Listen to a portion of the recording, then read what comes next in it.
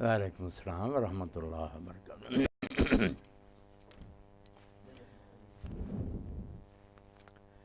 الحمد للہ رب العالمین والصلاة والسلام علی سید الاولین والآخرین وخاتم النبیین سیدنا و مولانا محمد وآلہ واصحابہ اجمعین، اما بعد فاعوذ باللہ من الشیطان الرجیم، بسم اللہ الرحمن الرحیم۔ قل متاع الدنیا قلیل والآخرۃ خیر لمن اتقی ولا تظلمون فتیلا۔ واجب الاحترام سامعین کرام،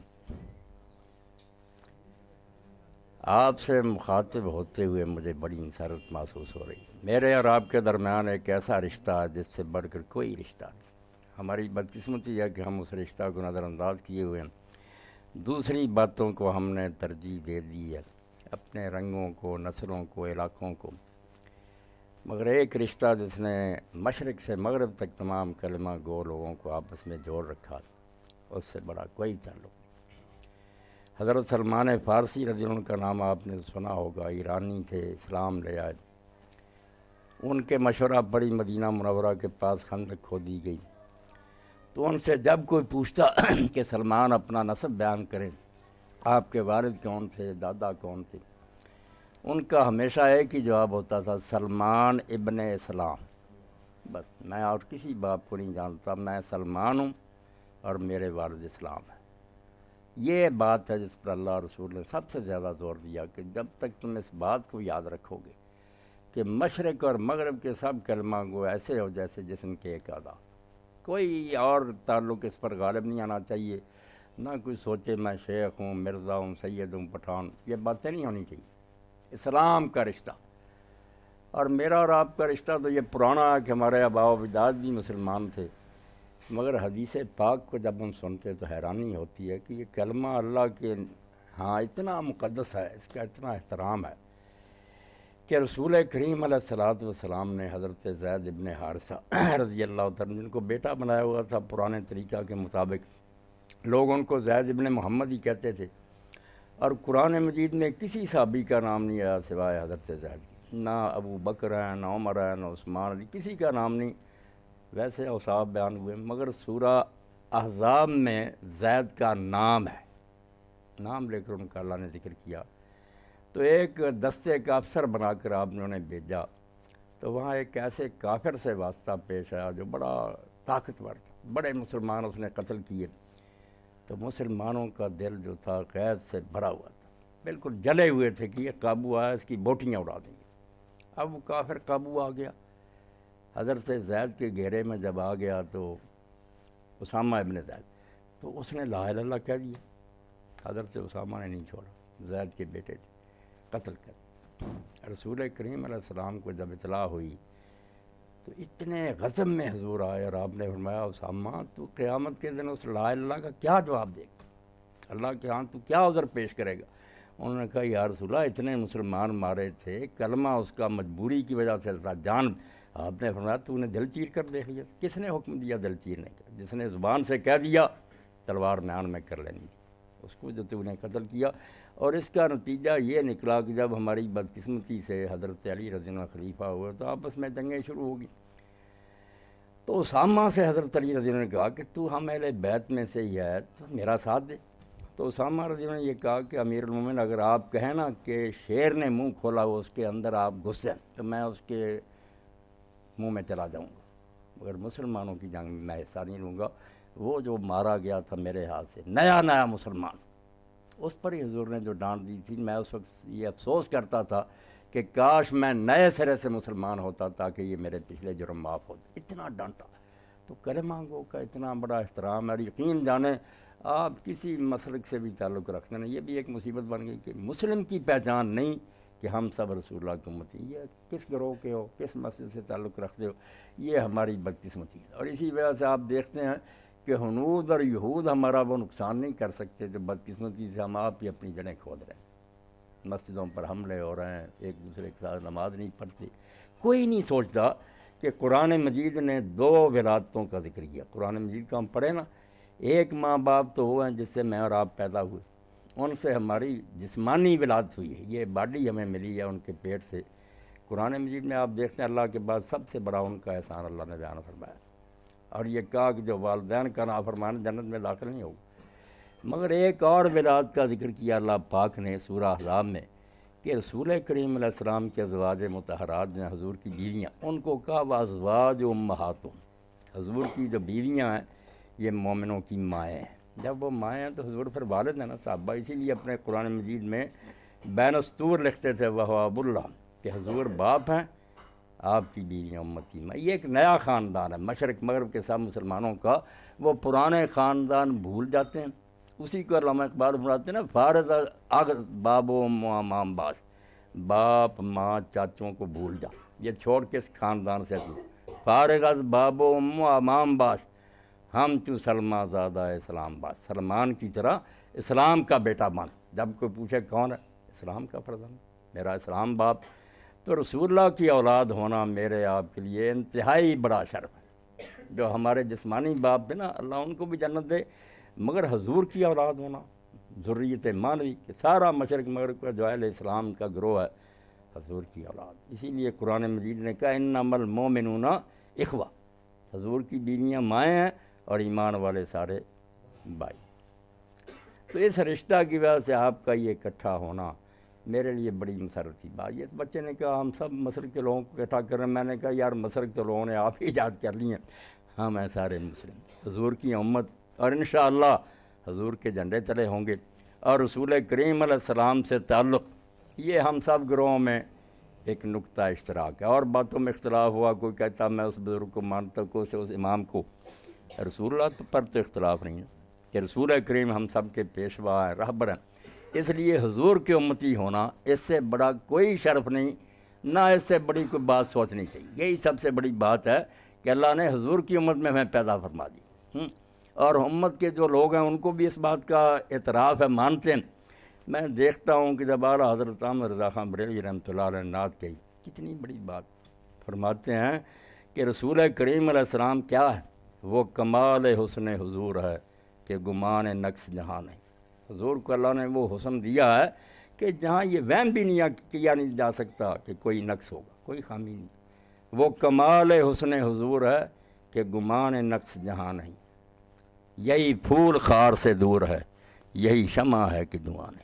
ہر پھول کے ساتھ کانٹا ہے، مگر یہاں کانٹا نہیں ہے، پھول ہی پھول ہے۔ ہر جگہ جو ہے آگ کے ساتھ دھواں ہے، مگر یہ ایسا نور ہے کہ اس کے ساتھ دھواں نہیں ہے۔ جب بانی دیوبند کو دیکھا میں نے کہ مولانا محمد قاسم نانوتوی رحمۃ اللہ علیہ کئی صفحے کا قصیدہ، تو اس میں پھر کہتے ہیں جہاں کے سارے کمالات ایک تجھ میں ہیں، تیرے کمال کسی میں نہیں مگر دو چار۔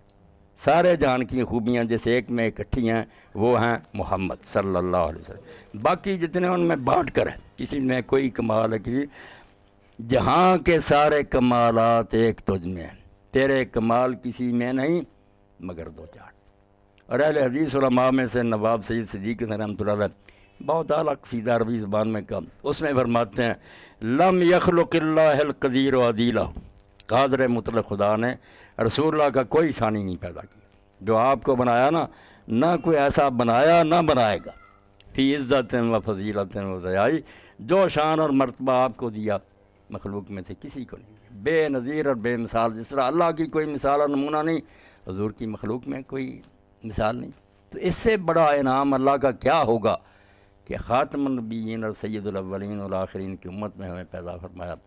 تو رسول کریم علیہ السلام نے جو بات سب سے بڑی ہمیں بتائی، سارے قرآن اور سنت کا نچوڑ، عمر گزر گئی میرے پڑھتا رہتا ہوں، مگر خلاصہ کیا ہے دین کا؟ یہ چند لمحات جب میں اس میں آپ کی خدمت میں عرض کرنا چاہتا ہوں، دین نے صرف ایک بات بڑی، سورہ نساء کا میں نے ٹکڑا پڑھا کہ ہماری بدقسمتی ہے کہ ہم سب لوگ زندگی کی قدر و قیمت سے واقف نہیں۔ اللہ کے نبی جو آ کر بات بتاتے ہیں نا، اور سب سے زیادہ زور سے اللہ کے رسول علیہ السلام نے وہ سمجھائی ہے، وہ وقت کی قدر ہے۔ عمریں گزر رہی ہیں، کوئی کھیلیں کھیل رہا ہے، کوئی گپیں مار رہا ہے، کوئی ناول پڑھ رہا ہے، کوئی گانے سن رہا ہے، سمجھتے نہیں کہ وقت گزارنے کی چیز نہیں ہے، وقت برتنے کی چیز ہے۔ اس کو جو کہتے ہیں نا یہ گزرتا نہیں، اس لیے تفریح کرتے نادان۔ آپ ماشاءاللہ پڑھے لکھے ہیں، کمرہ امتحان میں اگر بیٹھے ہوں اور پرچہ آپ کے ہاتھ میں دے دیا جائے اور اس پر ٹائم الاؤڈ لکھا ہو کہ یہ صرف 2 یا 2.5 گھنٹے کے لیے آپ کو یہ پرچہ دیا جائے، اور آپ سمجھتے ہو کہ میرے مستقبل کا دار و مدار اس پرچے کو صحیح حل کرنے میں، وہاں گانا بجانا ہو، ادھر ادھر تصویریں آپ دیکھتے ہیں، کوئی طالب علم ایک لمحہ ضائع نہیں کرتا، ساری توجہ اپنے پرچے پر ہوتی ہے کہ اس کو صحیح کرنے پر ہی میری زندگی کی کامیابی کا ہے۔ اگر پرچہ صحیح حل نہ ہو میں تو برباد ہو جاؤں گا۔ حالانکہ کیا ہے کہ دوبارہ بھی موقع ملتا ہے امتحان دینے کا، پھر بھی اگر یہ نہ بھی پاس ہو تو دنیا کی زندگی کسی طرح گزر جائے گی۔ مگر اللہ کے رسول علیہ السلام نے جو بات بتائی اور انبیاء علیہ السلام نے جو ذہن میں بٹھانے کی، اور اس عمر میں اگر آپ بیٹھ جائے جس میں آپ ہیں، اور قرآن مجید سے یہ پتہ بھی چلتا ہے کہ کام کے لوگ آپ ہی، بوڑھے نہیں وہ کام کرتے۔ موسیٰ علیہ السلام آئے تو اللہ فرماتے ہیں کہ اس قوم میں سے مصر میں صرف نوجوان ایمان لائے، بوڑھے ڈرتے رہے، وہ یہی کہا کرے نہ موسیٰ کی بات نہ مانو، فرعون تو پہلے ہی بڑا ظلم کر مارے جاؤ گے۔ نوجوان کھڑے ہو گئے، انہوں نے کہا نہیں، خون گرم تھا کہ حق کا ساتھ دیں گے۔ اصحاب الکہف کا دیتے ہیں انہم فتیۃ آمنوا بربہم، جوان تھے، اٹھ کھڑے، جب بات سمجھ میں آگئی کام ہو، اللہ کہتا کھڑے ہو گئے، بیٹھے نہیں رہے، پھر اعلان کر دیا کہ بادشاہ جو دقیانوس کرنا چاہتا کر لے، ہم نہیں جھکیں گے۔ تو جوانی بڑی اونچی نعمت ہے اللہ تعالیٰ کی، اور اللہ کے رسول علیہ السلام نے بھی اسی لیے فرمایا کہ 7 گروہ ہیں جنہیں قیامت کے دن جب کسی کو سایہ نہیں نصیب ہوگا، ان 7 گروہوں کو اللہ تعالیٰ کے عرش کا سایہ نصیب ہوگا۔ لوگ جل بن رہے ہوں گے، یہ سائے میں بیٹھے ہوں گے۔ ان میں سے ایک گروہ ہے شاب نشأ فی عبادۃ اللہ، نوجوان جو اٹھتی جوانی سے اللہ کی بات میں لگ گئے۔ یہ انہوں نے شرف حاصل کر لیا کہ جوانی برباد نہیں کرنی، اس کو کارآمد بنانا، کام میں لگانا۔ اسی لیے اللہ کے رسول علیہ السلام نے نوجوانوں کے لیے بڑی بشارتیں دی کہ جو انعام اللہ تعالیٰ انہیں دے گا کوئی نہیں دے گا۔ آپ شیخ سعدی رحمۃ اللہ علیہ کو جانتے ہیں، نام سنا، فرماتے ہیں در جوانی توبہ کردن شیوہ پیغمبری۔ جوانی میں آدمی باز آ جائے برے کاموں سے، اللہ کے دروازے پر آ جائے، یہ تو پیغمبروں کا طریقہ۔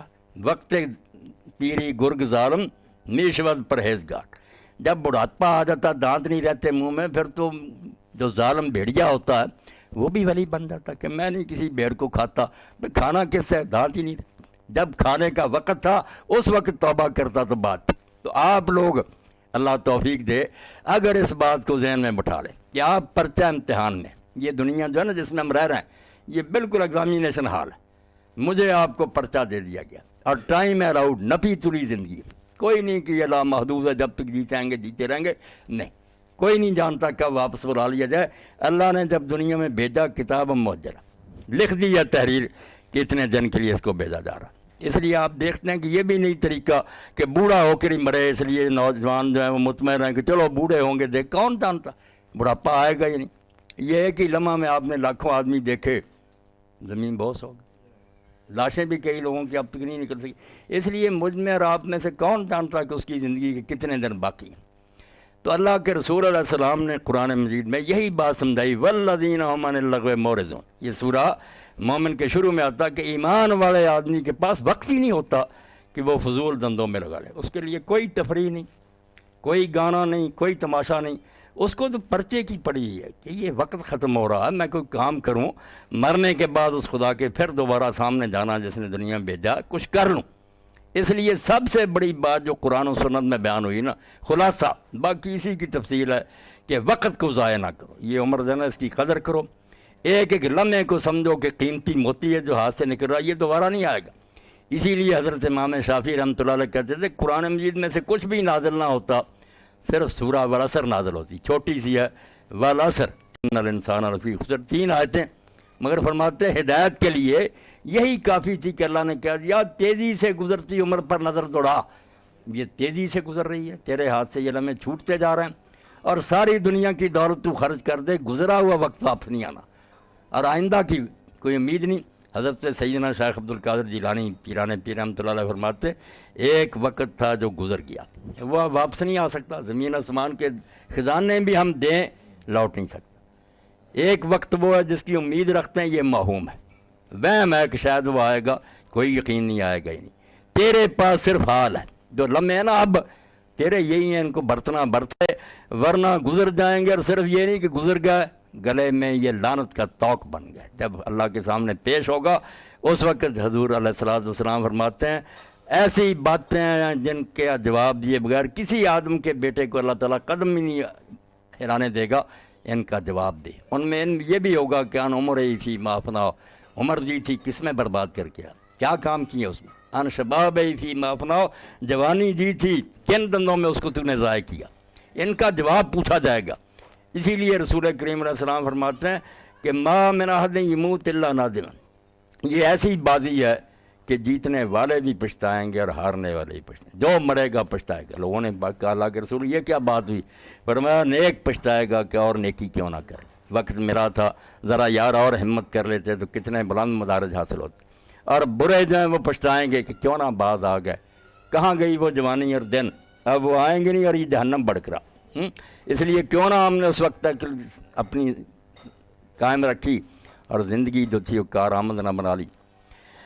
یہ ہندو قوم جو علم اللہ تعالیٰ نے ہر قوم کو دیا، ٹھیک ہے انہوں نے بعد میں اس میں رد و بدل کر دیا، جیسے عیسائی اور یہودی اللہ تعالیٰ فرماتے ہیں کہ نبی آئے موسیٰ اور عیسیٰ علیہ السلام کتابیں دی، رد و بدل کر دیا۔ تو یہ ہندو بھی کوئی جاہل قوم نہیں ہے، بہت علم ہے ان کے پاس، کتابیں ہیں، تفسیریں ہیں، حدیثیں ہیں، فقہ ہے، منطق ہے، بہت ڈھیروں ڈھیر، اور سب سے پرانے ہیں حضرت موسیٰ علیہ السلام سے پہلے ہی۔ تو ان میں ایک قصہ مشہور ہے، وہ کتاب بنی ہوئی ہے، یوز آصف شہزادہ تھا، انہیں دندوں میں پڑا ہوا تھا جس میں شہزادے ہوتے ہیں، شراب پینا، عیاشی۔ تو ایک دن جشن تاج پوشی تھا، سال کے بعد تخت پر بیٹھنے کا دن آیا، دربار لگا ہوا تھا، فوجیں کھڑی تھیں، سپہ سالار کھڑے تھے، وزیر امیر گورنر سارے بیٹھے تھے، گانا ہو رہا تھا، شراب چل رہی تھی۔ اللہ تعالیٰ سمجھنے کے لیے ہر شخص کو موقع دیتا، جو سنبھال جائے زندگی بدل گئی، ورنہ وہ لمحہ گزر جاتا اور دن قیامت کے اللہ پوچھ لے گا کہ موقع دیا تھا تو نہیں سنبھلا۔ تو یوز آصف نے کہا ذرا شیشہ دکھا، شیشہ جب دکھایا غمگینی چھا گئی، خوشی نہ رہی، غمگین ہو گئے۔ تو سارے پریشان ہو گئے، جرنیلوں نے کہا حضور کیا بات؟ انہوں نے کہا یار کیوں میں اتنی تنخواہیں تمہیں دیتا ہوں؟ انہوں نے کہا اسی لیے کہ کوئی دشمن حملہ کرے تو اس سے حفاظت کریں ملک کی اور آپ کی۔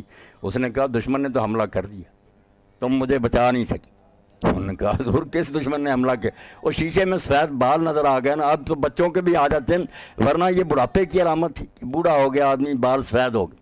اس نے کہا یار دشمن نے تو حملہ کر دیا، بال سفید ہو گئے۔ یہی بات حافظ لکھوی رحمۃ اللہ علیہ فرماتے ہیں، کالے وال جہاں بگے ہوئے تے موت سنے آیا، کر کچھ فکر چلن دی پیارے کیوں دل کھیڈن لایا۔ تو یہ سوچتے ہی نا اسی وقت اس نے کہا اٹھاؤ یہ سرنگیاں وغیرہ، بلاؤ عالم، پنڈت بلائے، عالم انہوں نے کہا وید سناؤ، اللہ کی کتابیں سناؤ، واز کرو، ولی ہو گیا، بالکل سارے برائیاں اور عیب جو سے چھوڑ دیے، پوری زندگی ولی اور درویش کی اس نے پھر گزاری۔ تو اللہ تعالیٰ اور اس کے رسول علیہ السلام یہی بات کہتے ہیں، قل متاع الدنیا قلیل، یا کوئی پتہ نہیں کتنا عرصہ رہو، مگر اگر 1000 سال بھی جیو تو وہی بات ہوگی نا جب امام قرطبی فرماتے ہیں کہ جب حضرت نوح علیہ السلام کی موت کا وقت آیا تو انہوں سے ملک الموت نے پوچھا کہ نوح علیہ السلام آپ نے 1000 سال سے زیادہ عمر گزاری ہے، یہ 950 سال جو ہے یہ تبلیغ جب شروع کی اور طوفان آنے تک کا زمانہ ہے، اس سے پہلے 40 سال اور اس کے بعد کی عمر نہیں اس میں شامل، یہ طوفان جب آیا اس وقت تک انہوں نے 950 سال قوم میں گزارے، 1000 سے بھی زیادہ۔ تو ملک الموت نے پوچھا کہ آپ بتائیں کہ یہ دنیا کیسی آپ کو محسوس ہوئی، کیسی لگی یہ دنیا؟ تو نوح علیہ السلام نے کہا مجھے تو یوں محسوس ہوتا جیسے ایک مکان تھا، اس کے 2 دروازے تھے، ادھر سے داخل ہوا ہوں ادھر سے نکل گیا، اتنا ہی عرصہ معلوم تھا، خواب معلوم ہوتا ہے وقت گزر گیا۔ تو میرے بھائی ہوگا ایسے ہی، یہ چدراہٹیں، یہ دولت، یہ مال سب یہاں پڑا رہ جائے گا، یہ ٹھاٹھ پڑا رہ جائے گا جب لاد چلے گا بنجارا، جب جنازہ اٹھا لیں کوئی چیز ساتھ جائے گی۔ اور اسی لیے اللہ کے رسول علیہ السلام فرماتے ہیں کہ جب کوئی شخص مرتا ہے اس کے پیچھے 3 چیزیں رہ جاتی ہیں، مال، رشتہ دار اور اس کے عمل۔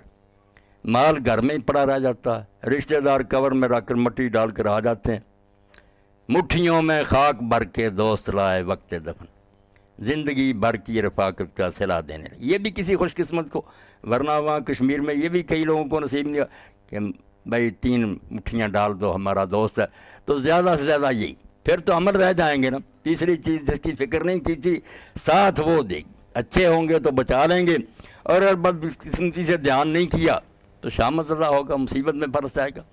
تو کل متاع دنیا قلیل، یہ دنیا کا مال و دولت بہت معمولی ہے آخرت کے مقابلہ میں۔ یہ قارون کے خزانے بھی حاصل ہو جائیں، جیسے ہمارے یہ ناظم حضرات اور اسمبلیوں کے ممبر کوشش کرتے ہیں سارا سمیٹ لیں، کیا کریں گے؟ اول تو یہ ضروری نہیں کہ آپ کی مرضی پوری ہو جائے گی تو کتنا ساتھ لے دیں گے؟ سب چھوڑ دیں گے، اور جو اس کا انجام بھگتنا ہے اس سے جان نہیں چھڑا سکیں گے۔ والآخرۃ خیر لمن اتقی، فرماتا اللہ پاک یہ کوئی چیز نہیں، اس کے مقابلہ میں آنے والی دنیا جو ہے اس کو آباد کرو۔ ولا تظلمون فتیلا، اور رائی برابر تمہارے ساتھ ظلم نہیں ہوگا، جو کر کے جاؤ گے وہی ملے گا۔ اور اللہ کے رسول علیہ السلام کی یہ بھی خوبی ہے، پہلے لوگ یہ کرتے تھے کہ جو دین پر چلنا چاہتا تھا وہ جنگلوں میں چلا جاتا تھا، دنیا ترک کر دیتا تھا، اور جو دنیا دار ہوتے تھے وہ دین کو بھول جاتے تھے۔ وہ کہتے دنیا اگر کمانی ہے تو پھر حلال حرام کا کیا، جیسے بھی ہاتھ آتی۔ اللہ کے رسول نے وہ معجزہ کر کے دکھایا جو تاریخ آدم علیہ السلام سے لے کر اب تک نہیں ہوا، کہ سب سے بڑے دنیا دار اور سب سے بڑے دین دار، دنیا چھڑائی نہیں، فرمایا حتیٰ کہ نکاح جیسا معاملہ جس کو ہم کہتے ہیں کہ صرف گارہ بات کرنے کا، اس کے بارے میں جو اللہ کے رسول علیہ السلام نے فرمایا خالص دنیا داری ہے، مگر حدیث پاک میں فرمایا تزوج العبد فقد استکمل نصف الدین، جب شادی ہوتی ہے کسی آدمی کی تو آدھا دین اس کا مکمل ہو جاتا ہے، باقی سارا نماز روزہ جہاد وغیرہ آدھا باقی، فرمایا یہ آدھا دین اس کا مکمل ہو گیا۔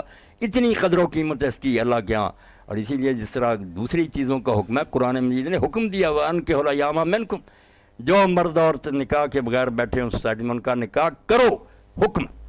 تو یہ بالکل دین بنا دیا۔ اور ایک دن جب اللہ کے رسول علیہ السلام صدقہ کا بیان کر رہے تھے کہ اللہ کی راہ میں صدقہ کرو، تو سب لوگوں کے پاس مال تو نہیں ہوتا، فرمایا سچی بات کہہ دینا جو یہ بھی صدقہ ہے، کسی کی مدد کر دینا، بوجھ اس کا اٹھوا دینا، راستہ بتا دینا۔ اس میں آخری بات آئی کہ اپنی بیوی کے پاس جانا، یہ بھی صدقہ۔ اب ابو ذر غفاری رضی اللہ عنہ درویش تباہ نہیں، انہوں نے کہا اللہ کے رسول حد ہو گئی کہ یہ دنیا کہ آدمی عیش کے لیے جاتا بیوی کے پاس، آپ فرماتے ہیں صدقہ۔ آپ نے فرمایا ابو ذر اگر یہی وہ خواہش ہے حرام طریقہ سے پوری کرتا تو گناہ ہوتا؟ فرمایا ہاں یا رسول اللہ بڑا مجرم ہوتا، زانی۔ تو فرمایا جب اس نے اس کو چھوڑا، اللہ کا حکم مانا کہ حلال کے پاس جاؤں گا، تو حرام چھوڑنے سے حلال اللہ کا حکم مان کر، جیسے نماز پڑھتا اللہ کے حکم سے، یہی حکم مانا، کیوں ثواب نہیں ہوگا؟ یعنی اللہ کے رسول علیہ السلام نے وہ کام کیا جس کو اقبال کہتے ہیں از کلید دین در دنیا کشاد، یہ آپ ساری دنیا کھنگال دیں کسی سے کام نہیں ہو سکا، یا دیندار بنائے غاروں میں چلے گا، یا دنیا دار بنائے وہ عیاش ہوگا۔ اللہ کے رسول علیہ السلام نے ایسے بندے تیار کیے کہ دنیا بھی انہوں نے سب سے بہتر چلائی، حکومت کی، ملک فتح کیے، خزانے بھرے، باغات لگائے، شہر آباد کیے۔ یہ غرناطہ اور اب بھی اسپین میں الحمرار دوسری مسجدیں بنی ہوئی ہیں۔ یورپ آج بھی سوچتا کہ یار ایسی عمارتیں وہ لوگ مسلمان بنا گئے، تو ترقی دنیا کی بھی کی، اور دین میں بھی فرشتے ان کے وضو کو اپنے لیے باعث برکت سمجھے۔ فرشتے رش کرتے تھے کہ ایسے نیک بندے۔ آپ دیکھیں حضرت عمر رضی اللہ عنہ کا زمانہ، معاذ بن جبل رضی اللہ عنہ بہت بڑے صحابی ہیں۔ حضور علیہ السلام نے فرمایا قیامت کے دن علماء سے ایک غلبہ تیر زور سے چلایا جائے نا کمان میں ڈال کر، جتنی دور آگے چلتا ہے معاذ اتنا آگے علماء کے چلے گا، امت کے عالموں کے اتنا آگے آگے یہ ہوگا۔ ان کو حضرت عمر رضی اللہ عنہ نے ایک علاقہ میں بھیج دیا کہ وہاں سے زکوٰۃ کلیکٹ کر کے لاؤ۔ اب جب وہ آئے تو بیوی نے کہا کچھ پیسے پوسے نہیں لائے؟ انہوں نے کہا نہیں، حضرت عمر نے بھیجا تھا۔ تو انہوں نے ساتھ ایک ضابط بھیج دیا تھا، نگران، اس لیے میں کوئی ہیرا پھیری نہیں کر سکا، جو جمع کیا تھا اس علاقے میں بانٹ دیا، میرے پاس کوئی نہیں، میں ہیرا پھیری کیا کرتا، میرے ساتھ نگران تھا۔ اب وہ عورت تھی، سمجھی نہیں، اس نے کہا عمر کو اگر اتنی باد اعتمادی تھی تو اس نے کیوں بھیجا تھا؟ اگر ساتھ نگران بھیجنا تھا تو مقرر کیوں کیا تھا؟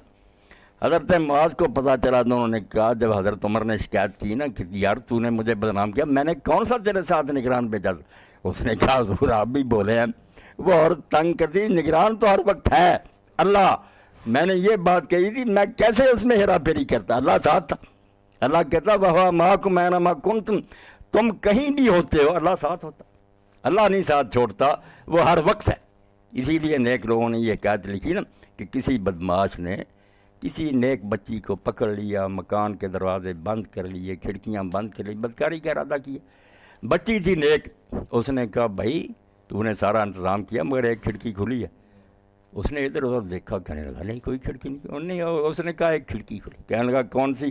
اس نے کہا وہ بند بھی نہیں ہو سکتی، تو ساری کھڑکیاں بند کر سکتا، وہ نہیں بند کر سکتا۔ اس نے کہا کون سی؟ اس نے کہا اللہ کی کھڑکی۔ اللہ دیکھ رہا ہے، بند کر اس کھڑکی کو۔ اللہ کی آنکھوں کے آگے پردہ ڈال سکتا ہے نا، تو ڈال لے، اسی وقت کام کیا، توبہ کی، رویا۔ اس نے کہا اللہ سے تو چھپا سکتا اپنا یہ کھڑکیاں بند کر کے؟ بندوں سے تو یہ اپنے آپ کو بچا سکتا، اللہ سے نہیں بچا سکتا۔ اس سلسلہ میں آخری میں ایک جملہ کہہ دوں کہ امام غزالی فرماتے ہیں کہ بغداد میں یہ عثمانی مسلمانوں کا دارالحکومت تھا، بڑی حکومت تھی، مشرق سے مغرب تک ہمارا راج تھا۔ ہارون رشید جیسا خلیفہ بادل آتا تھا تو کہتا تھا تو جہاں جی چاہے جا کر برس، یا وہاں میری حکومت ہوگی یا غیر مسلموں کی بھی حکومت ہوگی تو وہاں سے خراج مجھے آئے گا، وہ میرے ٹیکس گزار ہیں۔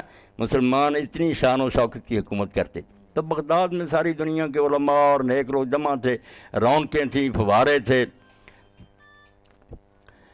تو ایک آدمی نے، نوجوان نے، غنڈہ تھا، کسی لڑکی کو پکڑا ہوا تھا، بازار میں اس کے ساتھ شرارتیں کر رہا تھا۔ اب لوگ بیچارے دیکھ رہے تھے مگر کوئی جرت نہیں کرتا تھا ٹوکنے، سارے اپنی عزت کو بچانے کے لیے ڈرتے تھے۔ تو شہر میں ایک بڑے ولی ہوئے ہیں بزرگ، بشر بن الحارث الحافی رحمۃ اللہ علیہ، وہ گزر رہے تھے۔ انہوں نے لوگوں سے پوچھا کہ یہ کیا جم گٹا، کیا ہجوم ہے، بتایا کہ یہ معاملہ اب کون اس کو سمجھائے۔ وہ پاس گئے، اس کے کان میں ایک بات کہی، بے ہوش ہو کر گر گیا، وہ چلے گئے۔ لوگوں نے اس کو سنبھالا اور بعد میں جب ہوش آیا تو اس نے پوچھا یہ آدمی کون تھا؟ تو لوگوں نے کہا تو نے بشر بن الحارث کا نام سنا؟ اس نے کہا سنا تو ہے کہ وہ شہر کے بہت بڑے ولی، دیکھا نہیں تھا۔ انہوں نے کہا وہی تھے۔ تجھے کیا کہا؟ کہا میرے کان میں صرف یہ بات کہی کہ تو کیا کر رہا ہے اور تیرا خدا دیکھ رہا ہے۔ لمبی بات نہیں کی، دل سے جو بات نکلتی اثر رکھتی، کوئی زیادہ بات نہیں کیا، فرمایا جو تو کر رہا تیرا خدا دیکھ رہا، ایک دن اس کا حساب ہوگا۔ اور بخار میں مبتلا ہو گیا، 7 دن بخار رہا، ہوش نہیں آیا اور اسی حال میں انتقال ہو گیا۔ اتنی دل پر بات اثر کر گئی کہ یہ عیاشیاں اور جوانی کے لچھے یہ کب تک رہیں گے؟ آخر موت آئے گی، اللہ کے ہاں پیش ہونا۔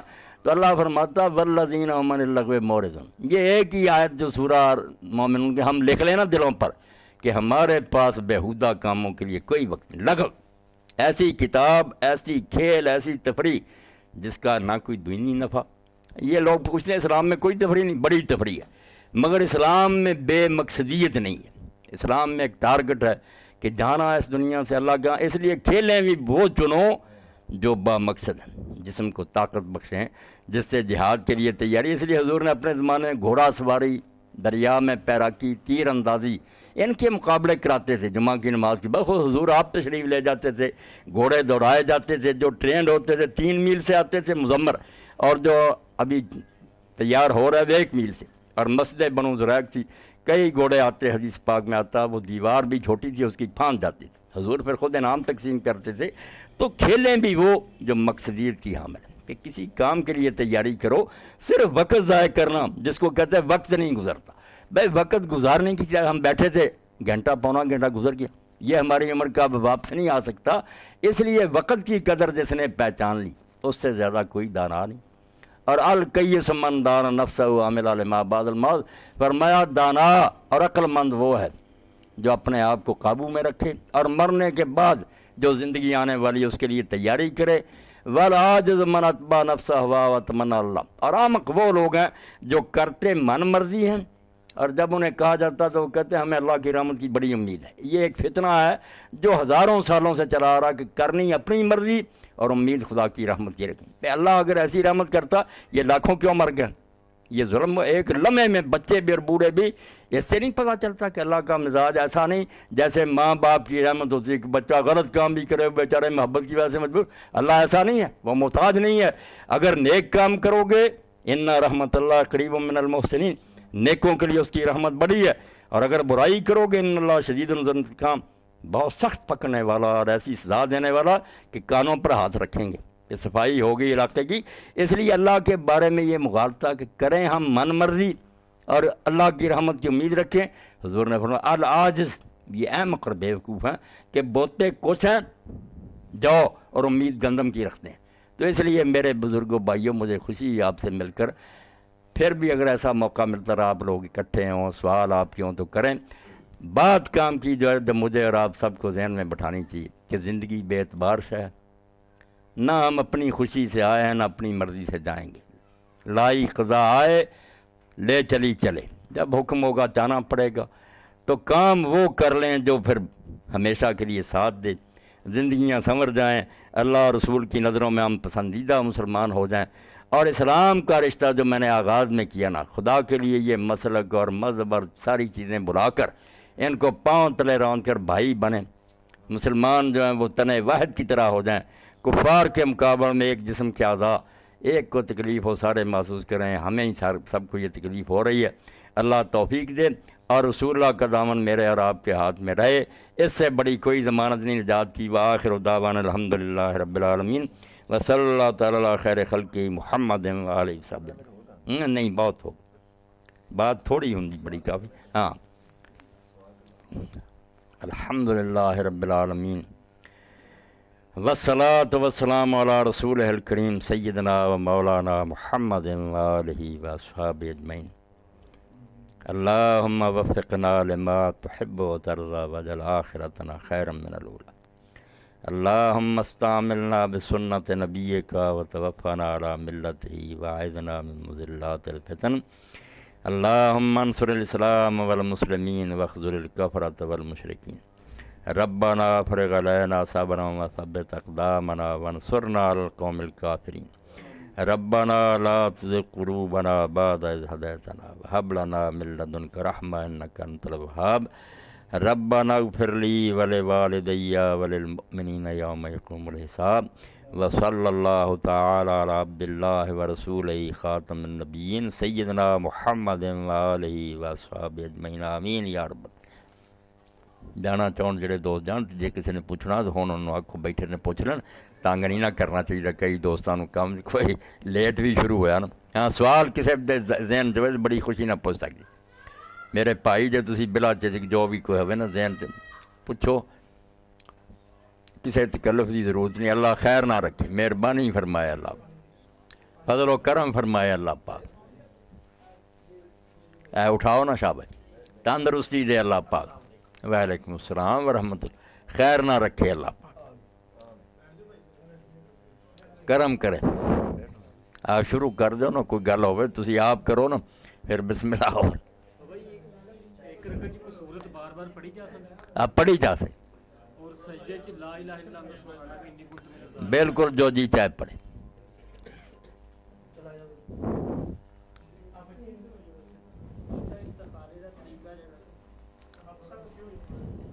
استخارے کا طریقہ جڑا ہے اسی ہن تک سنتے ہیں کہ رات میں 2 نفل پڑھ کے دعا پڑھ کے تے سو جائیدا. پھر جڑا کوئی مقام وغیرہ ہے. ایک دوست نو کسی نے دسیا کہ یہ طریقہ ٹھیک نہیں. طریقہ ایسا کہ جس ٹائم مرضی پڑھ لو نفل تے چلدے پھرتے مثلا جیڑی کام دی نیت کیتی چل پو اس کام وال تے ٹھیک ہے یا رات میں پڑھ کے سونا ٹھیک. بالکل یہ تہاڈی گل ٹھیک ہے. بھی استخارے دے نال نا لوگوں نے بہت ساری چیزاں اپنی طرفوں بڑھا لی ہیں. جنہاں چ بھی رات نو پڑھے سویں خواب آؤ پھر وہی تعبیراں پوچھتے پھرتے. یہ گلاں جڑیاں یہ کولوں ہی ہیں. اس طرح کوئی اشارہ نہیں ہونا تے نال اللہ پاک نے غیب دا پردہ اٹھاؤنا. یہ اللہ ہی جاندا اگے جا کے کی ہونی. اپنی عقل ورتو, مشورہ بھی کرو تے 2 رکعت نماز جڑی نا جدوں مرضی دن رات پڑھ کے تے بالکل ٹھڈوں اور خالص نیت نال اللہ دے حوالے کرو بھی میں کچھ نہیں جاندا. اے جے کم چنگا تے ہون دے تے برکت دی دار. تے جے میرے لیے نقصان دے تے میرا دھیان ادھروں ہٹا دے, جڑی کوئی چنگی شے ادھر کر دے. اے خلوص نال دعا کر کے نا پھر اللہ دے سپرد کرے. جے ہو جاوے تے راضی ہوئے, نہ ہوئے سمجھے نہیں سی ٹھیک میں ج اللہ نو کیا سی, اسے تو رکاوٹ پئی بے درست نہیں. حضور پاک نے جڑا استخارہ سکھایا یہ ہوئی ہے.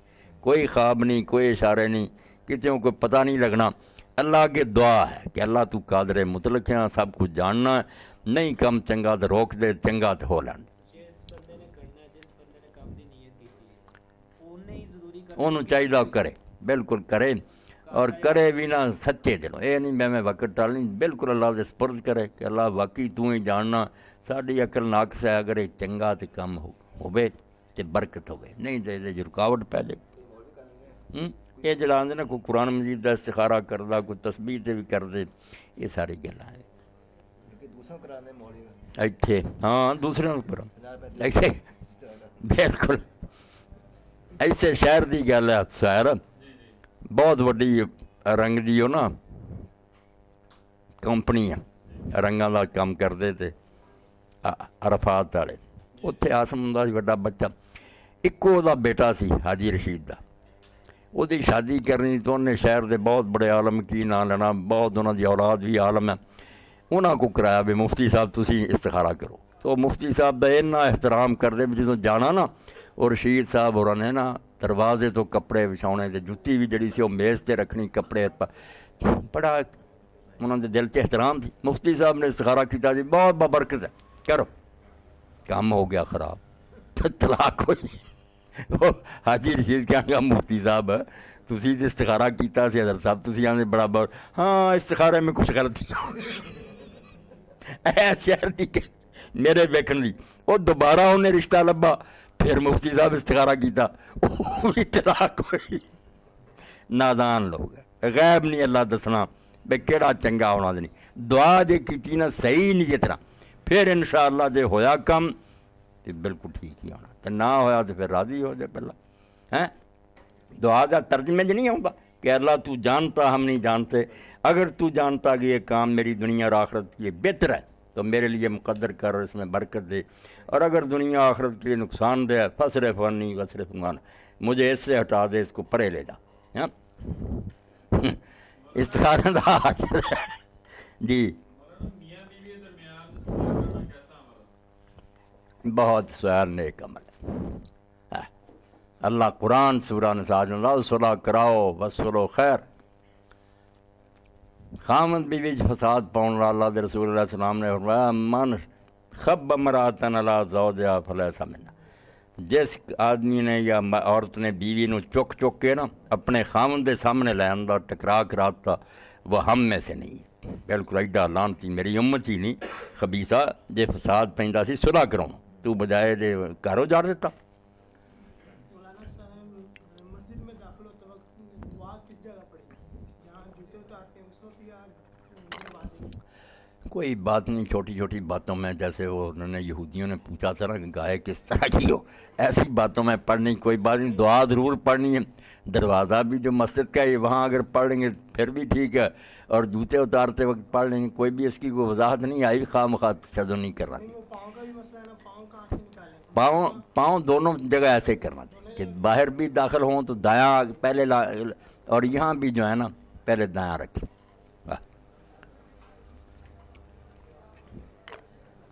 اب اس میں دیکھیں نا کہ جوتی جو ہے اس میں ہے کہ پہلے دایاں جو ہے نا جوتا پہنو، اور مسجد سے نکلنے میں ہے کہ پہلے بایاں پاؤں نکالو۔ اب کیسے حالو؟ بایاں پاؤں نکالو، وہ بائیں جوتی کے اوپر رکھ لو، پہنو نہیں، دایاں پھر نکالو وہ جوتی میں پہن لو، اس کے بعد پھر وہ بایاں پاؤں پہنو، تاکہ وہ بھی بات ہو جائے کہ بایاں پاؤں پہلے نکالو، اور دوسرا حکم بھی پورا ہو جائے کہ جوتی میں پاؤں پہلے دانہ ڈالو۔ چلو کسی کی جوتی پر ہی رکھ لے، مطلب نکالنا بایاں ہے، ڈالنا جوتی میں پہلے دایاں۔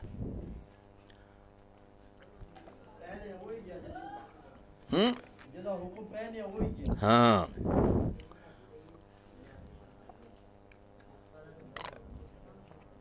بڑی خوشی ہے، اللہ تعالیٰ سب نوجوانوں تندرستی دے، خیر نہ رکھے، ماشاء اللہ سارے نوجوان بڑے پیارے ہیں۔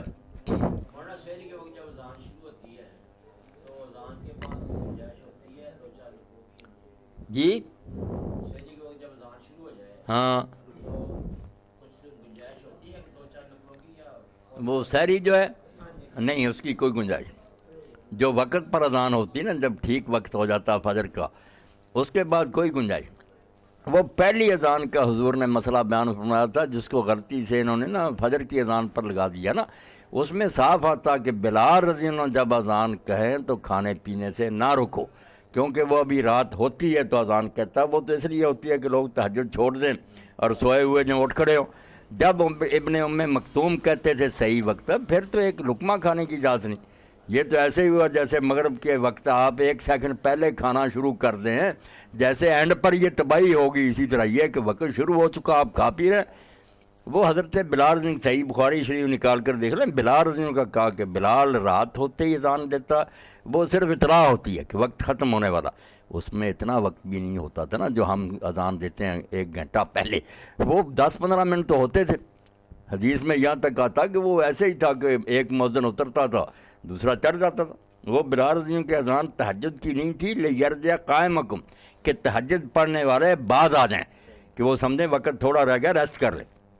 تو بلال رضی اللہ عنہ کی اذان تو چونکہ ابھی رات ہی ہوتی تھی، اس کے بعد کہا کہ اس پر نہیں کھانا پینا چھوڑنا، کھاتے پیتے رہو۔ ابن ام مکتوم جب کہیں گے پھر چھوڑ دو۔ اس لیے بالکل آپ صاحب جب صحیح اذان ہو نا اس کے بعد نہیں کھانا چاہیے۔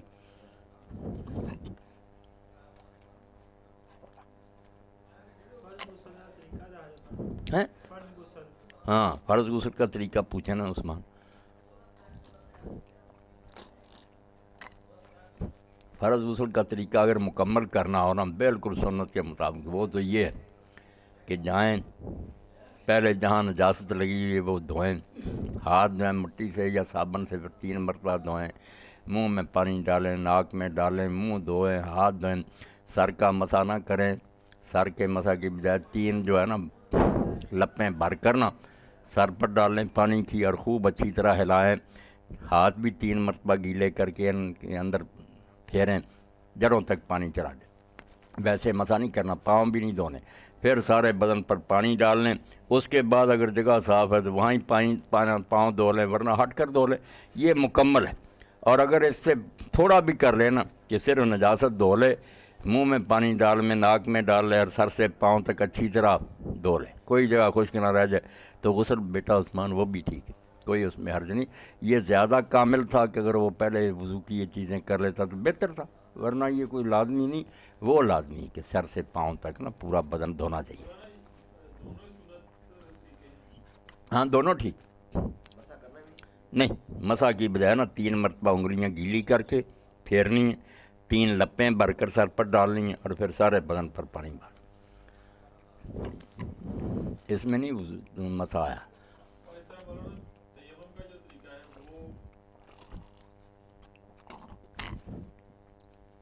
تیمم تو بس یہ ہے کہ یہ دیوار یا کوئی زمین ہے مٹی، بسم اللہ کہہ کر ہاتھ ماریں دونوں، اگر زیادہ مٹی لگی پھونک مار لیں، منہ پر پھیریں اور یہاں تک پھیر لیں، بس یہ گھٹوں تک ہی، یہ تیمم ایک ہی بار مارنا زمین پر، منہ پر پھیر لینا، اس سے بالکل وہ غسل کی ضرورت ہو یا وضو کی، دونوں کے لیے کام دے جاتا۔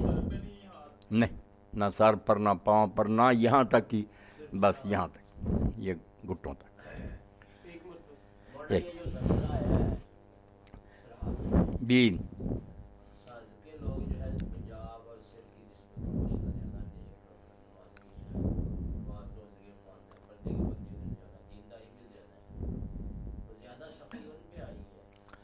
نہیں یہی سب بات نہیں ہے اس دنیا میں طے ہو سکتی، یہ راز ہیں سارے اللہ کے پاس۔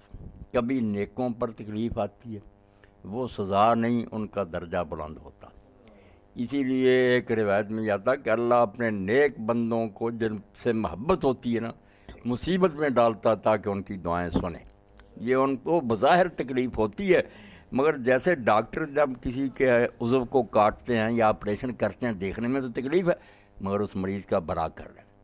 یہ اگر وہ نیک ہیں، اور اگر برے ہیں یہ تو فیصلہ اللہ کرے گا نا، ہر جگہ سارے نیک نہیں، ہر جگہ بات نیکوں کے لیے وہی مصیبت درجہ بلند ہونے کا ذریعہ بن جاتی ہے، بروں کے لیے وہی پکڑ ہوتی ہے، اور جو بچ جاتے ہیں ان کے لیے تنبیہ ہوتی ہے کہ تم بھی ہو سنبھالو، میں اس کو بھی ہلا سکتا ہوں، ہلایا تو فیصل آباد کو بھی تھا نا، تھوڑا ہلایا، مگر بتا دیا کہ تم یہ نہ سمجھنا کہ یہ نہیں میرے قابو میں، اگر نہیں باہر آؤ گے تم بھی قابو آ جاؤ۔ تو ہمیں یہ وہ نہیں وقت کا انتظار کرنا چاہیے کہ پکڑی ہو، کانوں پر ہاتھ رکھ رہے ہیں کہ اللہ نے ان سے یہ کیا، ہم ہی بندے بن جائیں۔ تو یہ رات جو ہے نا موسیٰ علیہ السلام کے قصہ میں پتہ چلتا نا کہ بڑی بستی تھی، کھانا نہیں دیا انہوں نے، مگر خضر علیہ السلام ان کا مکان بنانے لگ گئے۔ وہاں بظاہر موسیٰ علیہ السلام کو دکھ ہوا کہ یہ برے لوگ ہیں، ان کے ساتھ بھلا ہو رہا، یہ اللہ کے راز ہے نا، کبھی بروں کا بھلا ہوتا، تو اللہ نے بتایا کہ بروں کا نہیں بھلا ہو رہا، یہ ایک نیک آدمی مر گیا تھا، اس کے بچے ہیں یتیم، ان کا یہ مکان دیوار گر جاتی تو یہ بدماش سارا لے جاتے۔ یہ دیکھنے میں تمہیں نظر آتا ہے کہ بروں کے ساتھ یہ اللہ سے برے نہیں، پیچھے اور بات ہے۔ اور دوسری طرف نیکوں کا دیکھا کہ ان بیچاروں نے کرایہ نہیں لیا، خضر علیہ السلام کو پہچان کر کے ہمارے علاقے کے نبی ہیں، مفت سوار کر لیا، انہوں نے تختہ توڑ دیا۔ تو دکھ ہوا موسیٰ علیہ السلام کو کہ جو نیک کام کرتے ہیں ان کو یہ نقصان پہنچا رہا۔ وہاں بھی راز کھولا کہ یہ دیکھنے میں نقصان ہے بھلا، آگے ایک ظالم بادشاہ وہ جو صحیح کشتیاں ٹھیک ان کو بگاڑ کے لیے پکڑتا، یہ خراب کر دیے، تھوڑی سی پھٹا پھر لگوا لیں گے، بچ جائیں گے، وہاں قابو نہیں آئے گی کشتی۔ تو اصل میں وہ واقعہ اسی لیے بیان ہوا کہ اللہ کے راز جب موسیٰ علیہ السلام نہیں سمجھ سکتے تم کیا سمجھو گے؟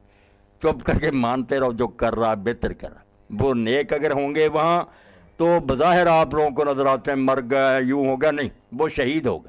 اللہ کے رسول نے خود فرمایا کہ جو ڈوب کر مر جائے یا دیوار کے وہ شہید، نیک تو اگر ان میں ہیں اس طرح مرے وہ شہید ہیں، اور اگر برے تھے مر گئے تو وہ کتے کی موت ہے کہ جان بھی گئی اور آگے بھی جہنم گئے۔ اس کا فیصلہ تو اللہ کرے گا کہ کون نیک ہے، کون ساتھ ساتھ ہی پڑے ہیں۔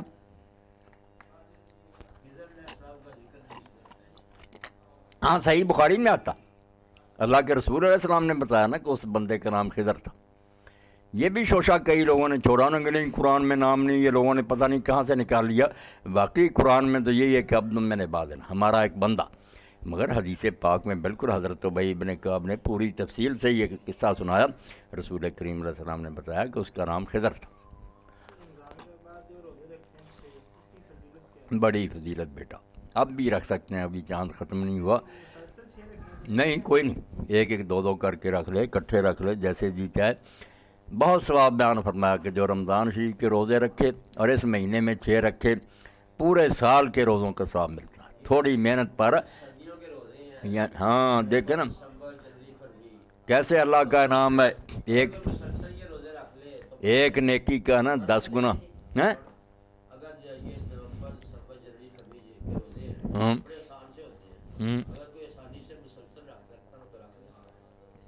رکھ لے، کوئی ڈر نہیں، صرف 5 روزے سال میں نہیں رکھنے چاہیے، باقی بے شک سارے سال کے اگر اللہ کسی کو ہمت دے، 2 عیدیں اور 3 دن جو بڑی عید کے بعد ہیں یام تشریق، یہ 5 روزے حرام ہیں مسلمانوں کے لیے، باقی سال میں اگر کوئی رکھ سکتا ہے شاباش۔ روزہ رکھنا جائز، صرف ناجائز ہے اگر پورے سال کے رکھے، انہیں وہ 5 دن بھی شامل کر لے نا، ہاں پھر حرام ہے۔ اگر وہ 5 دن نہیں رکھتا باقی سارا سال بے شک رکھے۔ ان سب سے بہتر روزہ آپ نے داؤد علیہ السلام کا روزہ کہا کہ 1 دن رکھو 1 دن نہ کرو، 6 مہینے رکھتے تھے داؤد علیہ السلام، بہت ان جیسا کوئی بات گزار نہیں ہوا۔ خود حضور نے فرمایا کہ کانا عبد البشر، سب بشروں سے بڑھ کر بات داؤد علیہ السلام نے کی، جنگیں لڑتے تھے، ڈھالیں خود بناتے تھے، ہاتھ سے محنت کرتے تھے، روزے رکھتے تھے۔ الحمدللہ جی بالکل اسی طرح پردہ، اسی طرح پردہ منہ چھپانے کا حکم، منہ چھپانے کا حکم۔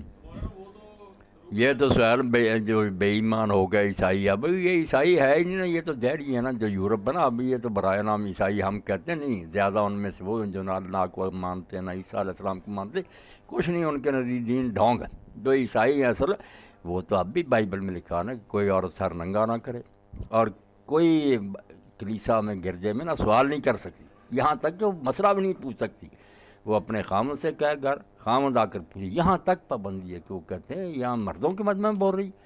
اور سر ننگے کو کہا کہ جب اس عورت نے سر ننگا کر دیا تو اس نے خداوند کی توہین کی، اللہ تعالیٰ کی بے ادبی کی ہے کہ سر کیوں نہیں ڈانپا۔ یہ سب کچھ اب بھی موجود ہے انجیل میں۔ یہ بے ایمان ہو گئے ساری دنیا کو، انہوں نے گمراہ کر دیا۔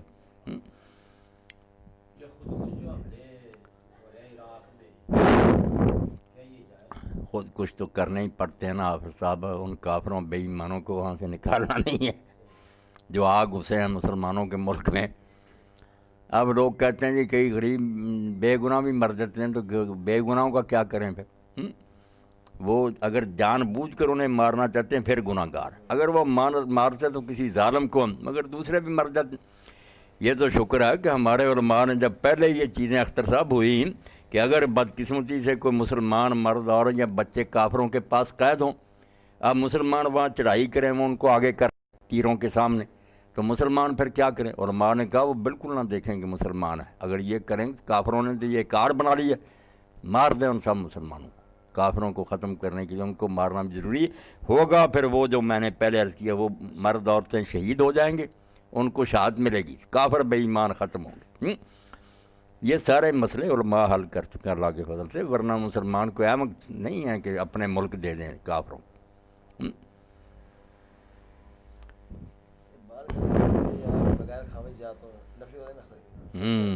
یہی بات ہے، نفلی روزہ جو ہے نا گھر میں اگر خاوند ہے، سفر میں ہے تو کوئی بات نہیں، گھر میں تو نہیں رکھتی۔ ہاں اللہ یہی چاہتا کہ روزوں کے بجائے آپس میں پیار کرو اور زندگی اچھی گزارو۔ وہ بات جو ہوئی نا کہ محبت سے زندگی، یعنی دنیا میں رہنے کا حضور نے طریقہ سکھایا کہ یہی سب کام کرو، اچھے طریقہ سے رہو۔ وعلیکم السلام ورحمۃ۔ جو قاضی ابو یوسف رحمۃ اللہ علیہ فرماتے ہیں، امام ابو حنیفہ رحمۃ اللہ علیہ کے شاگرد، کہ 3 وجہوں سے سہیل خاوند کو حق پہنچتا بیوی کو مارنے کا۔ دیکھیں نا کیسی باتیں، کہ نماز نہیں پڑھتی، گھر سے بلا اجازت باہر جاتی ہے، اور تیسری بات ترک زینت، کہ بناؤ سنگار نہیں کرتی، اس پر بھی مار سکتا کہ میں باہر گھومتا ہوں ایسی بنی سوری دیکھتا ہوں، تو اگر نہیں بنی سوری ہوگی تو میں پھر وہاں بے ایمان ہو جاؤں گا۔ تو اس لیے زینت بھی قرآن نے کہا کہ زینت غیروں کے سامنے ظاہر نہ کرو، ولا یبدینا زینتہن، زینت کو نہیں روکا، دوسروں کے سامنے نمائش کو روکا۔ اپنے خاوند کے لیے زینت تو عبادت۔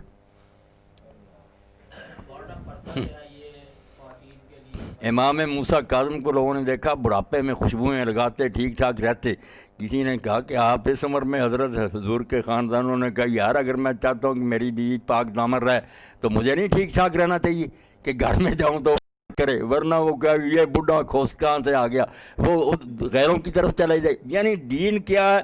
دنیا میں رہنا اور پھر خدا کو نہ بھولنا، یہی حضور نے سکھایا۔ دکان پر بیٹھو، گھر میں رہو، جہاں جی چاہے کاروبار کرو، خیال رہے کہ اللہ دیکھ رہا، اس کو حساب دے۔ بازار کی تو کوئی بات نہیں، سفر پر نہیں جانا چاہیے۔ سفر پر جانے کے لیے محرم شرط ہے نا، حضور نے فرمایا کہ وہ محرم کے بغیر سفر نہیں۔ ہاں فرض کے درجے۔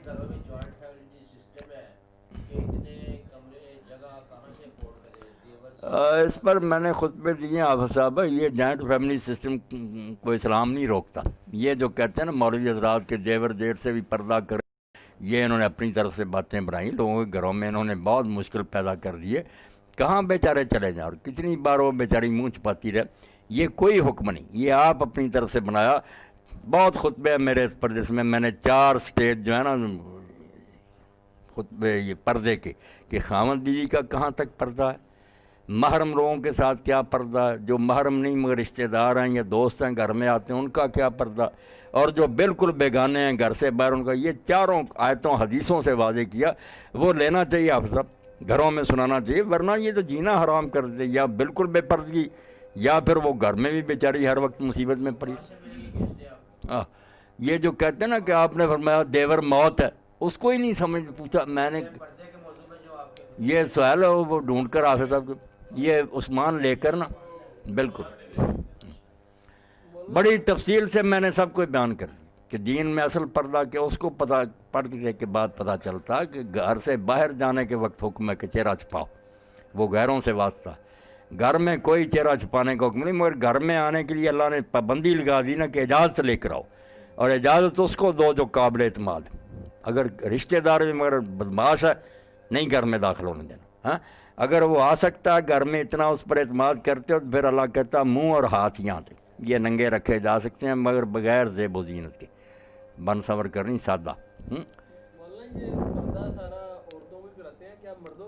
مردوں کے لیے بھی اللہ نے صاف کہا کہ وہ بھی اپنی نگاہیں بچا کر رکھیں۔ پہلے مردوں کل المومنین کل المومنین اور عورتوں کے بے پردگی کی وجہ مرد ہیں، لیکن یہاں پہ مردوں کے پردے کی بات نہیں ہے۔ مردوں کے پردے کی آپ بتائیں نا، وہ کیا بات ہے؟ وہ تو الگ بات ہے نا کہ وہ نظریں بچائیں، مگر پردہ جو ہے کہ مرد چھپے ہیں یہ بتائیں نا، یہ تو کہیں نہیں۔ یہ تو جب سے دنیا چلی ہے مرد نہیں کہیں چھپ کر نکلے. پردے سے مراد نقاب نہیں ہے, پردے سے مراد نقاب نہیں ہے, پردے سے مراد یہ کہ عورتوں کے لیے بھی یک نہیں آپ دیکھیں یہ جو ہے نا پردہ, پردے کا تو معنی ایسا نا کہ اوپر ایک ایسا ڈالا جائے جس میں وہ چھپ جائے. پردہ تو کہتے ہیں اس کو نا ستر, چھپنے کو. اگر چھپنا نہیں تو پردہ تو عورتوں کے لیے. بالکل اللہ تعالیٰ نے ان کے لیے کہا. جب گھر سے باہر نکلے نا وہاں حکم آتا سورہ احزاب میں کہ اللہ نے اپنے نبی علیہ السلام سے کہا کہ اپنی بیویوں, بیٹیوں, مسلمانوں کی عورتوں کو کہہ دو کہ وہ سر سے لے کر نیچے تک بڑی چادریں اوڑھیں. یدنین علیہن من جلابیبہن, تو بڑی چادروں کا ایک پلو جو ہے اپنے منہ کے آگے ڈالیں. وہ پردہ اگر ہوتا نا یہ فیشنی برقعے کی بجائے تو کوئی مشکل بھی نہ ہوتی, راستہ بھی نظر آتا سب, اور بالکل ڈائریکٹ کوئی دیکھ بھی نہ سکتا. ذرا منہ کے آگے جھکا ہوا, بے شک باقی چہرہ تھوڑا بہت ننگا بھی ہو کوئی بات نہیں. اب یہ فیشنی برقع جو آپ بالکل حافظ صاحب دیکھ لیں, اس سے پردہ نہیں رہا, زیادہ کشش ہوگی. اور پھر ایک مصیبت جو قادیانیوں سے انہوں نے لے لی کہ آنکھیں ننگی, باقی یہاں تک ننگا, یہاں تک پردہ, یہاں تک ماتھا بھی. پردہ تو آنکھوں کا تھا, آنکھیں تو لڑ رہی ہیں ایک دوسرے کے ساتھ, تباہی ہو رہی ہے. یہ کیا فائدہ, سارا ننگا کرنے آپ منہ بیریاں آنکھیں کسی طرح چھپا رہے, سب بچ جائے گا. سارا فتنہ تو آنکھوں میں نہیں. میری بات پر غور کریں نا, جو اصل تھا تلوار وہ چل رہی ہے اور یہاں تک چھپایا ہوا. کیوں اتنی مصیبت میں پڑی؟ بے شک تھوڑی ننگی کر لو, یہ بھی کر لو, آنکھوں کے آگے کپڑا ہونا چاہیے, اس طرح پلو لٹکتا ہو جس سے راستہ بے شک دیکھو مگر ڈائریکٹ آنکھیں نہ نظر آئیں. فتنہ تو آنکھوں کا. ایک مصری شاعر نے بیٹا سارے اسٹیج بیان کر لی. وہ دار ارقم کی لڑکیاں تھیں جو ثانیہ انہوں نے بلایا. میں نے جب پڑھا تو وہ ہنس لی پڑھی, کیونکہ سارے مرد اب تو جانتے تو ہیں کہ یہی مر لیں. نظراتن, پہلے دیکھتے ہیں ایک دوسرے, تب ابتسامتن, پھر مسکرانا شروع کرتے, فسلامن, پھر ایک دوسرے کو آتے جاتے السلام علیکم, فکرامن, پھر باتیں شروع ہو جاتی ہیں. اب تو ٹی وی پر بھی کرتے ہیں, ٹیلی فون پر بھی لوگ کرتے ہیں. کئی بچیاں پوچھتی ہیں کہ منگنی ہو چکی. میں نے کہا منگنی کیا, صرف ایک وعدہ, کوئی آپ کا نہیں لگتا. اگر آپ باتیں کریں گی وہ آپ کا بیگانہ, یہ بدکاری. جب شادی ہوگی پھر نکاح ہو کے بعد خامدی بنتے. اب کیا, صرف ایک وعدہ. اور اس سے بھی کئی بڑے اسکینڈل بنے ہیں, بڑے بڑے فتنے اٹھ کھڑے ہوئے کہ بعد میں رشتے ہٹ گئے تو وہ سارا کچھ خراب ہو گیا. وہ تصویریں ان کے پاس ہو اور ساری آوازیں. فکلامن, پھر باتیں, فموعدن, پھر وعدہ, فلقاؤ, پھر ملاقات. 6 دیکھو کیسے اس نے نا بالکل موتی پرو دیے. نظرتن فابتسامتن فسلامن فکلامن فموعدن فلقاؤ. تو پہلے مرحلے پر جو بچ گیا کہ آنکھ نہیں کھلی چھوڑی, سب سے بچ گیا. جب یہ چھلانگ لگا دی اب کون بچائے گا؟ ایک دوسرے کو دیکھتے ہیں, سارے کام آگے سے آگے بڑھتے جائیں گے. یہ اینکیں لگا لیتی ہیں, اس میں سب دیکھتی ہیں. یہاں برقعے پہنے ہوئے, سارا مقصد تباہ کر دیے. یہ مرزائیوں کا ہوتا تھا پردہ, اب یہ بھی لوگ کرنے ایسا ہی لگ گئے.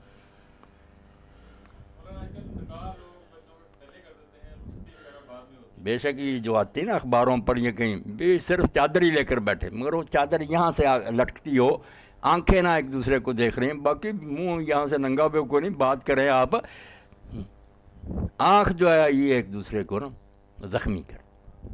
اس کو کہا گیا سہم من سہام ابلیس, شیطان کے تیروں میں سے یہ تیر ہے.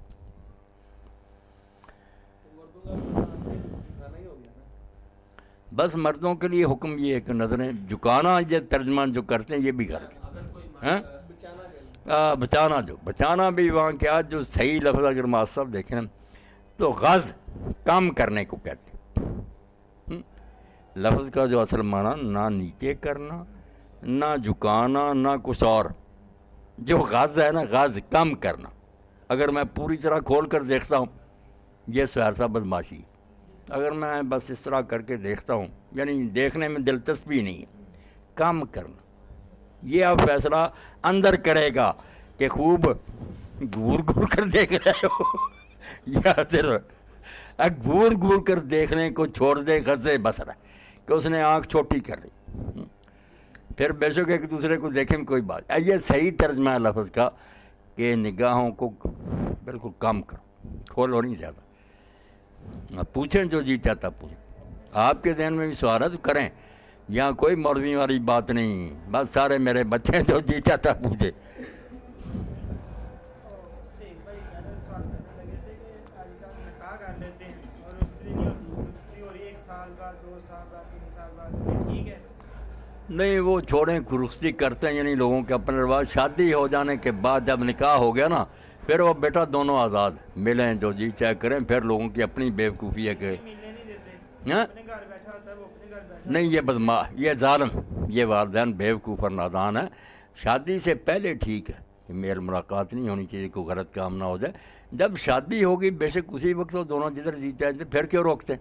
احمق ایسے ہیں لوگ روکنے والے، روک سکتے بھی نہیں، پھر وہ چوری چھپے باتیں بھی کرتے ہیں، ملنے تو کوئی فائدہ نہیں، کیوں روکتے ہیں؟ جب نکاح ہو گیا وہ خاوند بھی ہیں، آپ کیوں نہیں ملنے دیتے؟ جی کیا کہہ رہا بچہ پوچھو نہیں۔ اگر کسی باپ کا ایک لڑکا جو ہے بالکل نالائق ہو، نشیات کا عادی ہو، غلط کام کرتا ہو، تو اس کو جائیداد میں سے کوئی حصہ دینا چاہیے جس کا حق بنتا ہے؟ نہیں جائیداد سے اب سب اس کو محروم نہیں کرنا چاہیے، یہ تو اللہ نے اس کا حق بنایا، جو بھی بیوقوف بعد میں کرے گا بھگتتا پھرے گا، اس پر تو کوئی گناہ نہیں نا، زندگی میں اس کو نہ دے کچھ، یہ نہ کہ اس کو عیاشی کے لیے پیسے دے، بعد میں اگر وہ حق اپنا پالے گا تو چلو کوئی بات نہیں، پھر وہ جانے اور اس کا کام جانے، محروم نہیں وارث کو کرنا چاہیے، اس طرح آدمی کے لیے خطرہ کہ اس کا بھی اللہ حصہ جنت میں ختم کر دے کہ تو نے کیوں میرے قانون میں مداخلت کی۔ اگر باپ زندہ ہے وہ بیٹا نالائق ہے، اس کو کچھ نہیں دیتا، باقی بیٹوں کو دے دیتا ہے، باپ زندہ باپ فوت نہیں ہوا، یہ ٹھیک ہے؟ یہ ٹھیک، اگر اس کی بری حرکتوں کی وجہ سے اسے نہیں دیتا کوئی بات نہیں، بلکہ نہیں باپ فوت ہو جائے تو پھر تو اس نے بیٹا لینا ہی ہے نا، جب زندگی میں اس کو نہیں اسے پیسے دینے چاہیے کہ وہ خراب کام کرتا ہے۔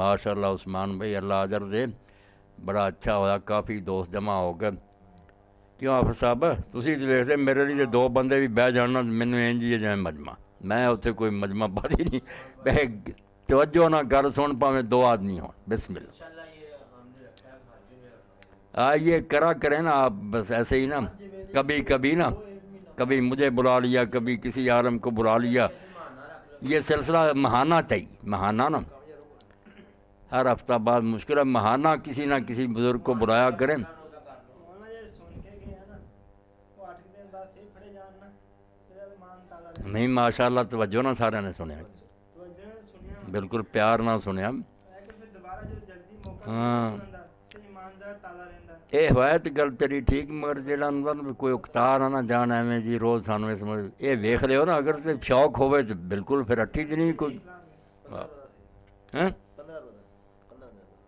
اکتاؤنا نہیں بندے نوں چاہیے، جہاں ہوئے نا شوق تے اڑیک دے رہن بھی جی ہونا آئے پھر تے ہوندی مزے دی گل، جی تنگ پے ہون بھی کتنے عثمان سانو روز گھیر کے گیا، پھر وہ گل جڑی نا نہیں سنی۔ ہاں ہوں سوال ذری یونیورسٹی چلنا ہی اعلان سن لیا نا، کیا ہوں انشاءاللہ 24 تاریخ نو 10:30 بجے انشاءاللہ اولڈ سینٹ ہال چ نا، جمعرات نو انشاءاللہ، بالکل اتنے پروفیسر ہوں، طالب علم ہوں، اور سوال جواب کا بھی مزہ آتا، پڑھے لکھے لوگ ہوں، 24 تاریخ نو انشاءاللہ 10:30۔ ہاں چلو اذان ہو گئی ہوں، آج پڑھیے۔